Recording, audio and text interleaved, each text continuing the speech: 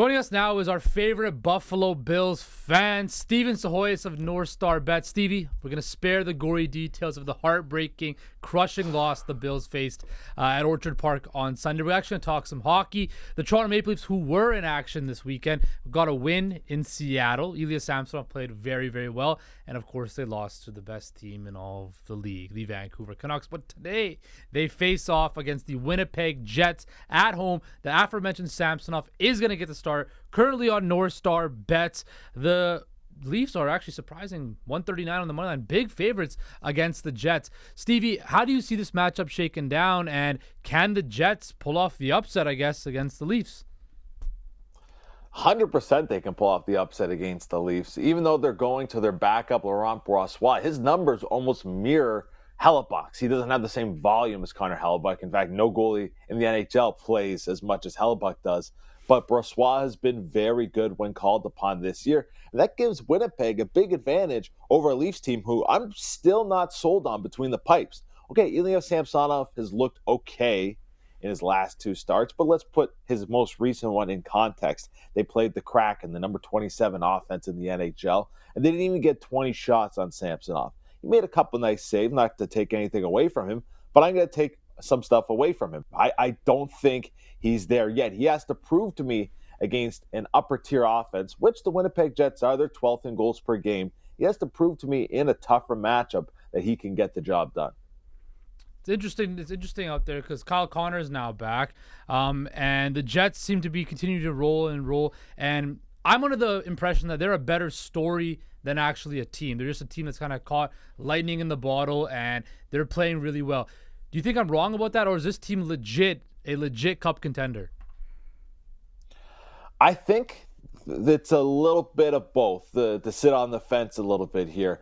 One thing, to be fair, we haven't really seen their offense at full strength. Mm-hmm. Like you said, Connor missed a bunch of time. Scheifele, really, since Connor's return, has been out, so they haven't had a full complement of guys. Gabe Vilardi's also missed some time. They might get those two guys back for this game against the Maple Leafs. They're both day-to-day per head coach Rick Bowness. So I do want to see what this offense looks like at full strength. I wouldn't say it's an elite group. I mentioned them being in the upper tier. They're 12th in goals per game. They're top half the league unit. They're definitely not, I would say, a top five bunch on offense. But the goaltending, again, when Hellebuyck plays as well as he does, you don't need to do much on offense. If they score 3 goals, they're going to win on most nights. I watched them play the Bruins on Monday night, and it was a struggle. I mean, both teams scored early. Then after that, there wasn't a whole lot of offense between the two squads. They're a really good defensive team, and they have really good goaltending. If they can get steady offense, they're good enough to win a couple rounds, I think, in the playoffs. Well, Stevie, let's talk about your Bruins, right? Riding a nice 5-game winning streak, comfortable lead at the top of the Atlantic, comfortable lead at the top of the Eastern Conference. How would you compare this season's Boston Bruins to last year's record-breaking team? A lot of talent left this offseason, so it was fair to expect a drop-off. And the record doesn't say they're as good as last year's team, but I honestly think this year's team has more upside.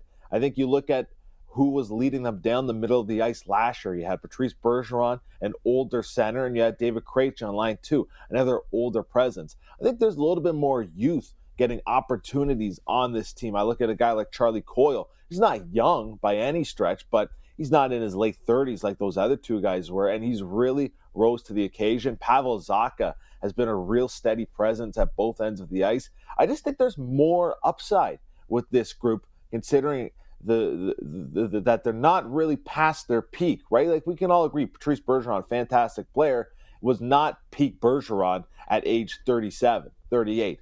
I think this group has gotten a little bit younger, and the results are showing. I look at the depth that they have. You look at a guy like Danton Heinen on Saturday night against Montreal. He pots a hat trick. I mean, Leaf fans would go nuts if anybody other than the big four scored a hat trick. I don't even remember the last time that happened, to be honest with you. So I think Boston, they have a little bit more depth, a little bit more youth injected into the lineup. They're better suited this year, I'd say, to go on a run than they were last year. Okay, the Bruins 500 plus 500 to win the East and 11-1 to win the Cup. I see a lot of value in that plus 500 to win the East. I think they're clearly the best team. The second best is what? The Florida Panthers? And I think the Bruins, based on the way that they're playing, quietly going about their business, Stevie, I think they can win the Eastern Conference quite comfortably. Do you feel the same way?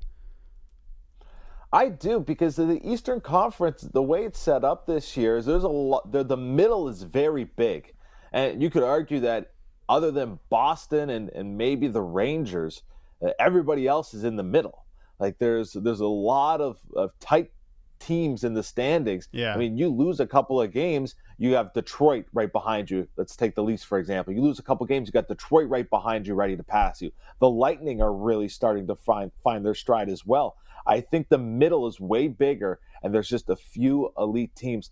You're hearing about it, too, as the trade deadline approaches. This is a seller's market because there's so many buyers. There's so many teams that may look at their situation and say, hey, if we add player A or player B, we can get into a playoff spot. And who knows, maybe pull off a repeat of what the Florida Panthers did last year. So I do think it will make for an interesting trade deadline because you have so many teams looking to bolster their roster. Well, let's paint a picture for you. The two best teams in the league right now, number one, the Vancouver Canucks. Number two, the Boston Bruins. I'm saying a rematch of the 2011 finals. We get home ice advantage, and this time we win in Game 7 and capture the Stanley Cup. Stevie, how about that? How does that sound for you? Well, I like it because the last time they played, the Canucks did have home ice advantage. They did. They won every game on home ice up until Game 7, where they got shellacked. Okay. You know what? 4-0. You know what? The Bills lost this year in heartbreaking fashion. The Bruins lost last year in heartbreaking fashion. So hopefully that trend continues for you, Stevie. Once again, my friend, thank you. Take care, and we'll talk to you later. Yeah, take care, guys. Thanks for having me on, as always.